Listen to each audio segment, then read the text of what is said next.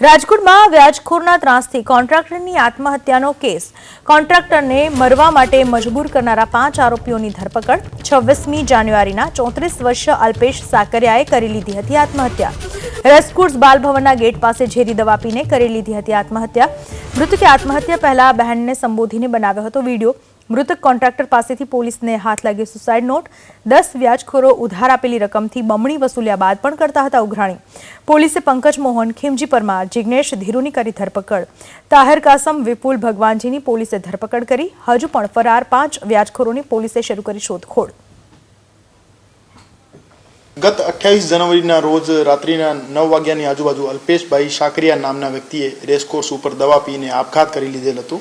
આપઘાત કરતા પહેલા એમના દ્વારા એક સુસાઇડ નોટ પણ લખવામાં આવ્યું હતું અને વિડીયો પણ બનાવવામાં આવ્યું હતું.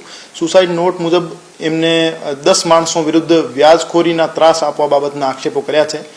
આ બાબતે પ્રનગર પોસ્ટેમાં ગઈકાલે બીએનએસની કલમ 108, 54 અને મની લેન્ડિંગ એક્ટની કલમ 5, 40 અને 42 મુજબ ગુનો દાખલ કરવામાં આવ્યો છે અને હજુ સુધી તપાસમાં 5 આરોપીઓ 10માંથી એમને અટક કરવામાં આવ્યા છે.